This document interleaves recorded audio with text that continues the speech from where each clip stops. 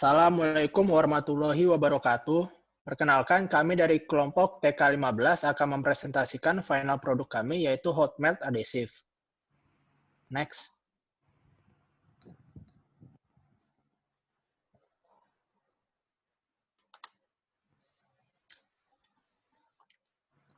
Jadi kita mendefinisikan terlebih dahulu apa itu hot melt adhesive.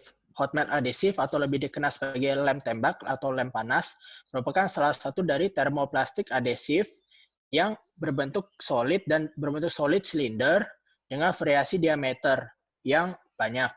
Hot melt adhesive ini tersendiri merupakan termoplastik 100% solid dan tidak mengandung solvent ataupun air. Hot melt adhesive ini terdiri dari 3 komponen utama, yaitu polimer, resin, dan plasticizer. Next.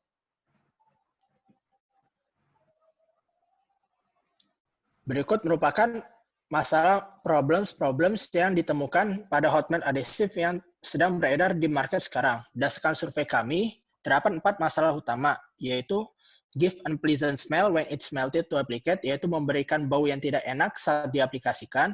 Yang kedua yaitu tidak mempunyai sifat adhesi yang cukup. Yang ketiga adalah membentuk benang panjang saat dilelehkan sehingga membuatnya lebih sulit untuk diaplikasikan. Dan yang terakhir adalah limited sticking time atau mempunyai waktu rekat yang sebentar. Next.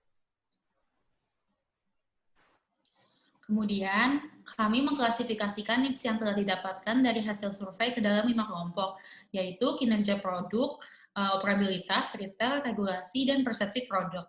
Kelompok-kelompok tersebut kemudian akan diberi peringkat sesuai dengan tingkat kepentingannya. Tujuannya adalah untuk mengidentifikasi kebutuhan mana yang diprioritaskan dan mana yang tidak. Skor yang diberikan didasarkan pada kategori yang ada di slide tersebut.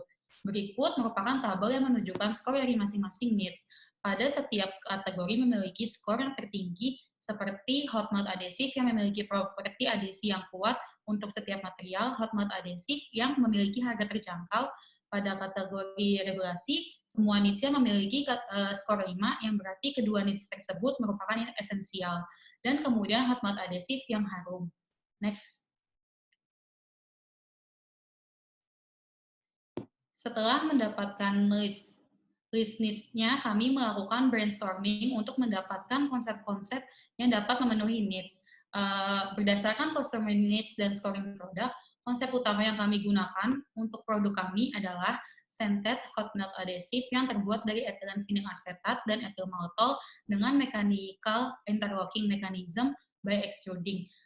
Tabel di samping menunjukkan spesifikasi dari produk kami beserta metrik unik dan deskripsinya. Next.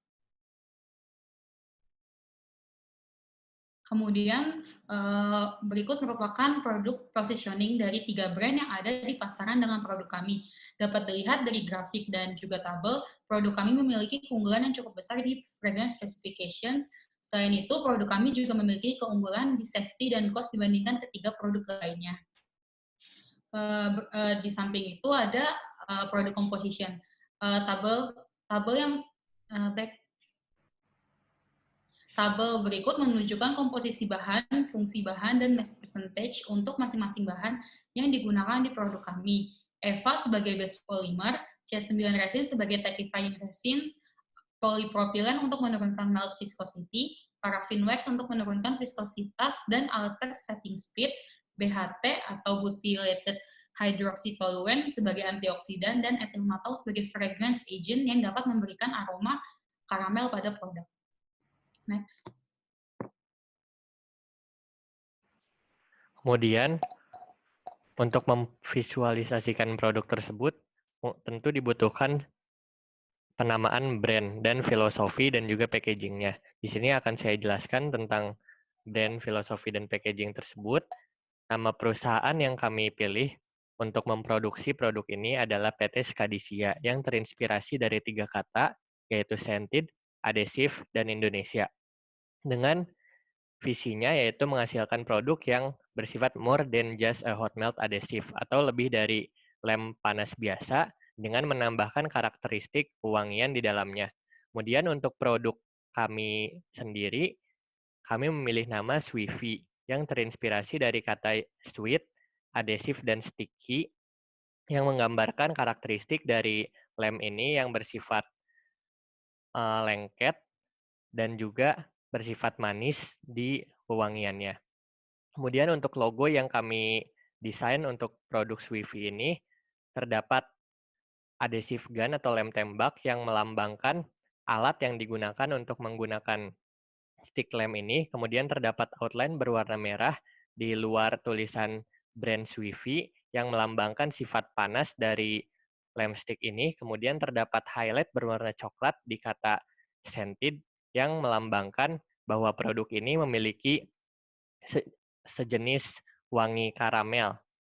Kemudian produk kami ini akan berbentuk sebuah stick silinder padat yang berwarna putih hampir transparan dikarenakan kandungan C9 resin yang dominan di persentase masanya. Dengan dimensi dari stick ini 20 kali 1,1 cm.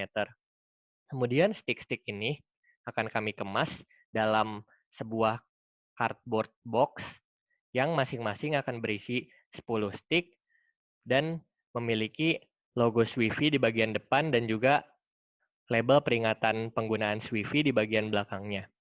Box ini akan berdimensi 21 kali 6,5 kali 3,2 cm.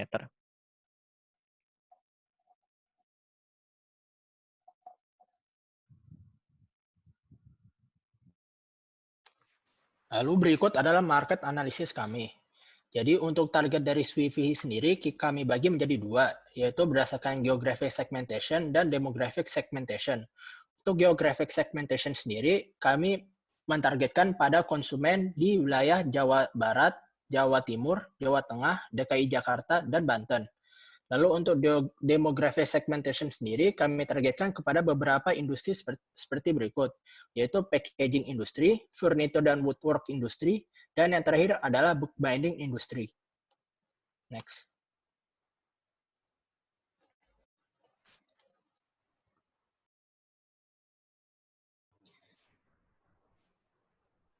Kemudian setelah menentukan target pasar, selanjutnya ditentukan kapasitas produksi dari pabrik kami.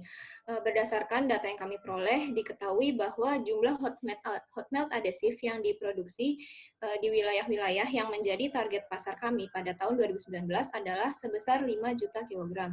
Untuk itu, dari angka ini kami mengambil market share sebesar 20% untuk dijadikan sebagai target kapasitas produksi kami. Dengan perhitungan diperoleh bahwa estimasi kapasitas produksi pabrik kami dalam 1 tahun adalah sebesar 107 ton dengan banyak jumlah hot melt adhesive yang dihasilkan dalam 1 hari adalah 690 package. Next.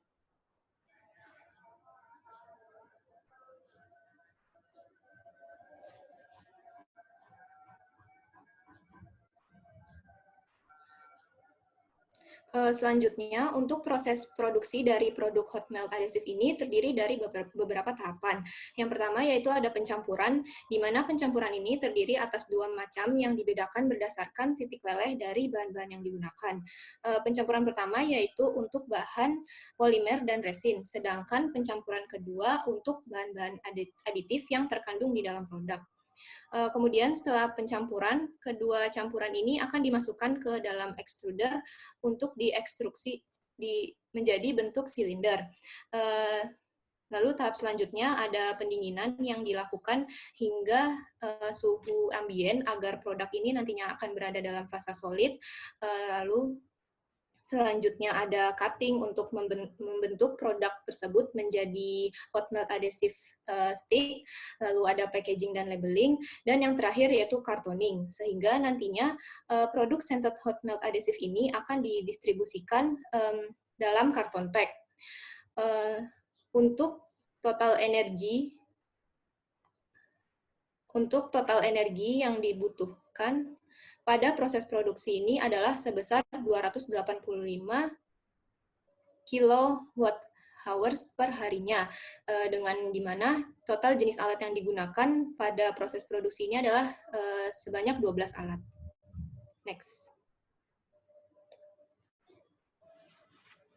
Selanjutnya menjelaskan bagaimana pabrik ini, bagaimana kita memilih lokasi pabriknya. Lokasi pabrik ini sendiri berada di K1 Delta Silicon 8, tepatnya di daerah Cikarang, di Bekasi. Dengan lahan kosong itu sebesar 14.000 meter persegi, dengan harga tanahnya sebesar 2.400.000 per meter perseginya. Kenapa kita memilih di sini? Karena dia adalah kawasan industri terbaru di Lipo Cikarang, sistem drainasenya baik, bebas banjir, ada pasokan listrik, air bersih, pengolahan limbah, dan juga akses tol yang mudah. Selanjutnya,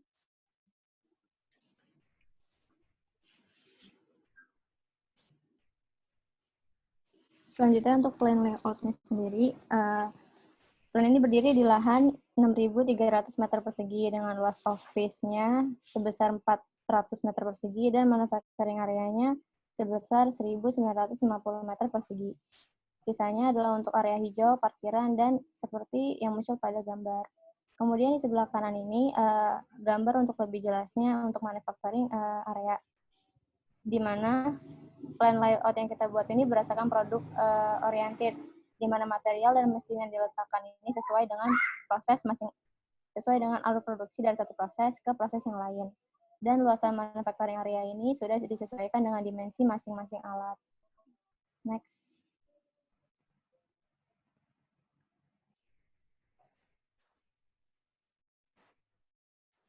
Kemudian saya akan menjelaskan distribusi dari produk Swift ini atau proses yang dilalui dari produksi CV dari sejak diproduksi hingga mencapai customer-nya. Di sini, seperti yang sudah dijelaskan di slide-slide sebelumnya, target pasar kami adalah industri kerajinan, industri pembatas buku, dan lain-lainnya. Berdasarkan hal itu, kami memilih 5 wilayah yang menjadi target pengiriman kami, yaitu Jawa Barat, Jawa Timur, Jawa Tengah, Banten, dan juga DKI Jakarta. Di sini, kami memilih kelima wilayah tersebut berdasarkan pendapatan per kapitanya di setiap wilayah dan juga populasi pekerjaan yang mungkin menggunakan lem panas ini. Rantai yang kami gunakan dari sejak manufacturing hingga customer, yaitu pertama, produk Swift ini akan selesai diproduksi dan masuk ke warehouse, kemudian akan diantarkan, yaitu shipping system, ke kelima wilayah tersebut, ke retailer di kelima wilayah tersebut menggunakan truk, dan kemudian dari retailer akan dijual ke customer. Di sini, kelima wilayah tersebut masing-masing diwakili oleh Bandung, Surabaya, Semarang, Tangerang, dan juga Cakung di Jakarta Timur.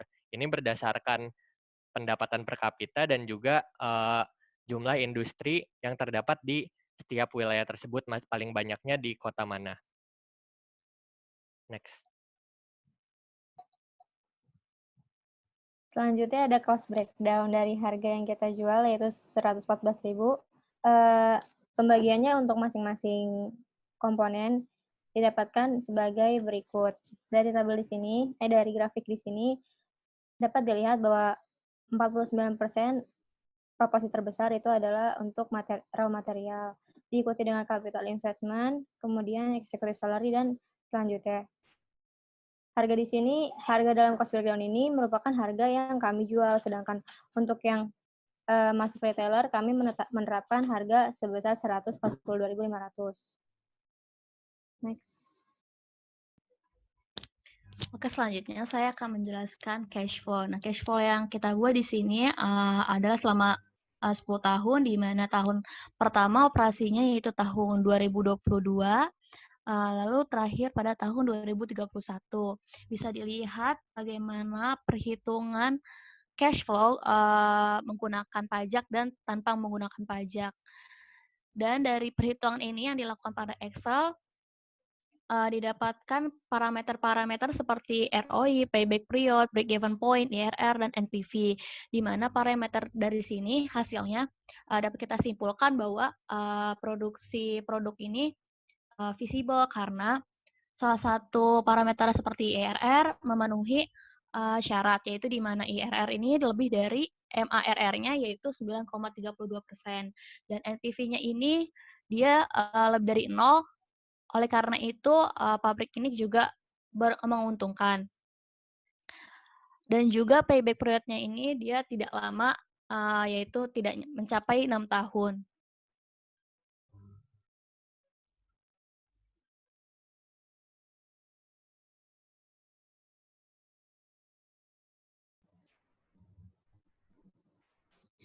Kemudian untuk analisis sensitivitas dilakukan terhadap 3 variabel, yaitu harga produk, harga bahan baku, dan capital investment. Berdasarkan perhitungan diketahui bahwa perubahan terhadap harga produk memberikan pengaruh yang sangat signifikan terhadap NPV, IRR, dan payback periodnya. Hal ini sendiri karena harga produk akan mempengaruhi pendapatan yang diperoleh dari pabrik kami. Peningkatan terhadap harga produk ini akan memperbesar NPV dan IRR. Oleh karena itulah, payback periodnya akan menjadi lebih cepat. Sedangkan untuk 2 variabel lainnya, yaitu harga bahan baku yang mengambil persentase terbesar pada cost breakdown, yaitu hingga kurang lebih 49%, serta capital investment dengan persentase terbesar kedua dari total operational cost. Perubahan berupa peningkatan terhadap angka dari kedua variabel ini memberikan efek yang berlawanan pada ketiga parameter profitabilitas yang diamati. Next.